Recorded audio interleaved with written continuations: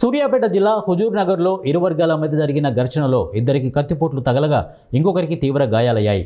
పట్టణంలోని శ్రీ వెంకటేశ్వర స్వామి ఆలయ సమీపంలో మేళ్ల చెరువు బైపాస్ రోడ్డు పక్కన శనివారం ఈ ఘటన రాత్రి చోటు చేసుకుంది. స్థానికులు, పోలీసులు తెలిపిన వివరాల ప్రకారం బైపాస్ రోడ్డు సమీపంలో ఉంటున్న రెండు కుటుంబాల మధ్య గత కొన్ని రోజులుగా గొడవలు జరుగుతున్నాయి.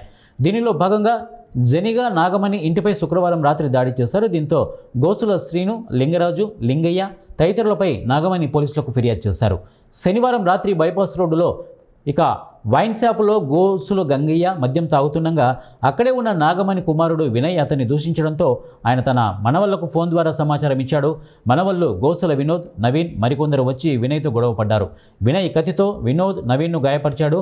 వినోద్ వర్గీయులు వినయ్పై రాళ్లతో, చేతులతో దాడి చేసి తీవ్రంగా గాయపరిచారు. స్థానికులు పోలీసులకు సమాచారం ఇవ్వడంతో వినోద్ వర్గీయులు అక్కడి నుంచి వెళ్లిపోయారు. 108లో ప్రాంతీయ ఆసుపత్రికి తరలించారు. అక్కడి నుంచి సూర్యాపేట జిల్లా ఆసుపత్రికి తరలించారు. కత్తిపోటు వల్ల గాయాలైన వినోద్, నవీన్లు ఖమ్మంలో చికిత్స పొందుతున్నారు. ఎస్ఐ మోహన్ బాబు ఆధ్వర్యంలో పోలీసులు ఘటనా స్థలానికి వెళ్లి వివరాలు సేకరించారు.